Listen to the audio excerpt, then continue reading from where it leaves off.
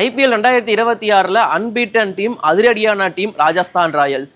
Already Vaibhav Suryavanshi, Dhruv Jurel, இது இல்லாமல் ஜெய்ஸ்வால்னு சொல்லிட்டு சம்பவம் பண்ணிட்டு இருந்தாங்க.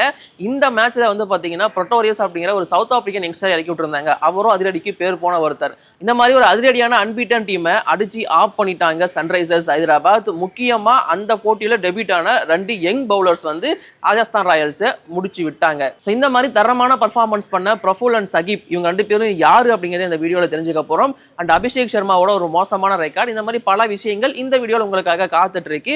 So welcome to the show IPL Decoding with Nitish.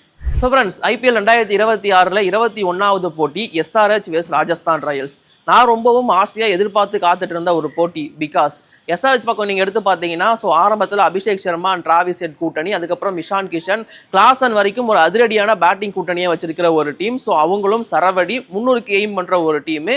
இந்த பக்கம் இந்த வருஷம் சரவடியாக வெடிச்சிட்டு இருக்க ராஜஸ்தான் ராயல்ஸ் சேம் SRH மாதிரியே இவங்களோட டாப் 3 ரொம்பவும் ஸ்ட்ராங்கு. வைபவ் சூரியவன்ஷி, ஜெய்ஸ்வால் அண்ட் ஜூரல்னு சொல்லிட்டு. இது இல்லாமல் லுவாண்ட்ரே ப்ரொட்டோரியஸ் அப்படிங்கிற ஒரு சவுத் ஆப்பிரிக்கன் யங்ஸ்டர் இறக்கி விட்டுருந்தாங்க. இவருக்கும் 21 அப்படிதான் ஏஜ் ஆகுது.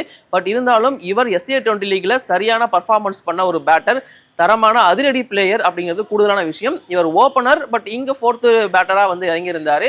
ஸோ இந்த மாதிரி 2 பக்கமும் அதிரடி பேட்டர்ஸை கொண்டு களமிறங்குறாங்க. ஸோ கண்டிப்பா இந்த போட்டி செம சுவாரஸ்யமா இருக்க போது. நிறைய சிக்ஸர்ஸை பார்க்கலாம் அப்படிங்கிற எக்ஸ்பெக்டேஷன் எனக்கு இருந்துச்சு.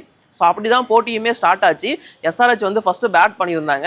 ஸோ SRH பொறுத்த வரைக்கும் ஆரம்பமே அவங்களுக்கு ஆப்பு வச்சு தான் ஆரம்பிக்கப்பட்டது. Abhishek Sharma golden duck out ஆகி வெளியே போறாரு. அதே தொடர்ந்து டிராவிஸ் ஹெட்டும் 18 ரன்ல அவுட் ஆகி வெளியே போயிட்டாரு. ஸோ இப்போ என்னடா பண்ண போறாங்க அப்படிங்கிறப்போ கேப்டன் தன்னோட பொறுப்பை எல்லாம் கையில் எடுத்துக்கிட்டு ஸோ 90+ அப்படிங்கிற மாதிரி ஸ்கோர் பண்றாரு. அதுக்கப்புறமா என்ட்ரிஸ் கிளாஸனோட ஒரு 40 அண்ட் கடைசியா நிதிஷ்குமார் ரெட்டி அண்ட் சலீல் அரவோட ஒரு குயிக் நாக் வந்து SRHக்கு ஹெல்ப் பண்ணுது. ஸோ இன்னிங்ஸ் முடியும் போது SRH வந்து 216 அப்படிங்கிற மாதிரி ரன்னை வந்து போஸ்ட் பண்றாங்க. ஸோ இது கண்டிப்பா SRHல இருந்து ஒரு நல்ல நாக் தான். ஏன்னா ஆரம்பத்தில் அபிஷேக் சர்மா கோல்டன் டக்கு, டிராவிஸ் ஹெட்டும் பெருசாக பர்ஃபார்மன்ஸ் பண்ணாமல் இருந்தும் 200+ அப்படிங்கிறது கொஞ்சம் நல்ல விஷயமா தான் பார்க்கப்பட்டது SRH சைடு இருந்து. ஸோ அதுவே அவங்களுக்கு ஒரு பெரிய கான்ஃபிடென்ட்டாக கொடுத்துருக்கு.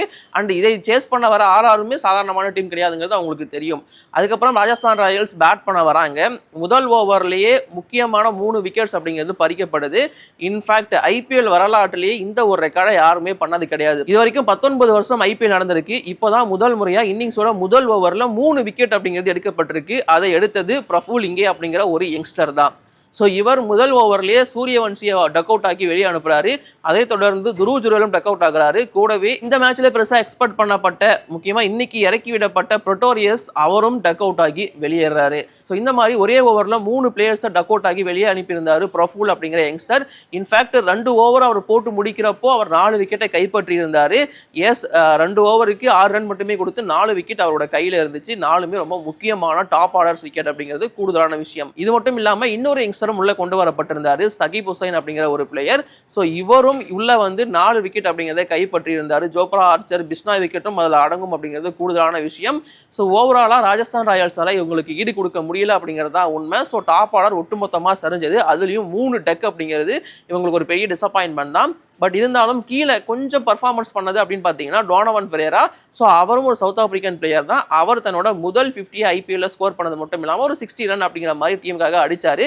கடைசியில் துஷார் தேஷ்பாண்டேலாம் வந்து ஒரு 3 6 அடிச்சு ட்ரை பண்ணாரு.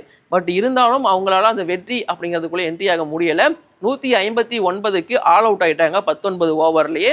ஸோ ராஜஸ்தான் ராயல்ஸ் ஒரு அன்பீட்டன் டீமா இருந்துச்சு.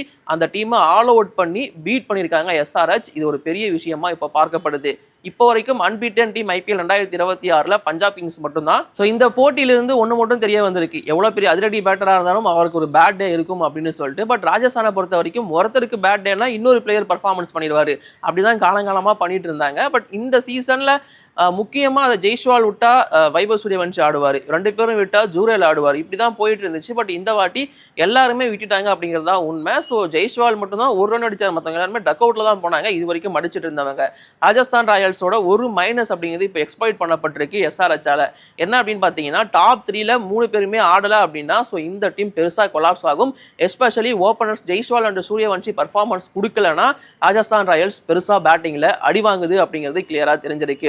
ஜடேஜா ஒரு சின்ன இன்னிங்ஸ், டோனவன் ஃபெரேராவோட ஒரு நல்ல நாக்கு அண்ட் கீழே துஷார் தேஷ்பாண்டே 3 6 இவங்கெல்லாம் பர்ஃபார்மன்ஸ் பண்ணியிருந்தாலும் அது பெருசா வெற்றிக்கு வந்து உதவாது அப்படிங்கிறதா உண்மை. ஏன்னா டாப் ஆர்டர் கொஞ்சமாச்சு அடிச்சு கொடுத்துருக்கணும். ஏன்னா டார்கெட்ங்கிறது 200க்கு மேல இருக்கு. ஸோ ஓவரால் பார்க்கும்போது ராஜஸ்தான் ராயல்ஸ் இதுல இருந்து சில தவறுகளை புரிஞ்சிருப்பாங்க. அடுத்த மேட்ச்ல கரெக்ட் பண்ணிட்டு திரும்பவும் கம்பேக் கொடுப்பாங்க அப்படின்னு எக்ஸ்பெக்ட் பண்ணலாம். SRHக்கு 5 போட்டிகள்ல இது 2வது வெற்றி. இந்த பக்கம் ராஜஸ்தான் ராயல்ஸுக்கு இது முதல் தோல்வி 5 போட்டிகள்ல. இது ரொம்ப முக்கியமா பார்க்கப்படுது. அண்ட் இந்த போட்டியில Abhishek Sharma golden duck out ஆகியிருந்தார் அப்படிங்கிறத சொல்லியிருந்தேன். ஆக்சுவலி இந்த வருஷத்துல T20 கிரிக்கெட்ல மட்டுமா அதிகமான டக் அவுட் ஆன பிளேயர் வந்து அபிஷேக் சர்மா. 7 டக் அவுட் ஆயிருக்காரு T20ல மட்டுமே.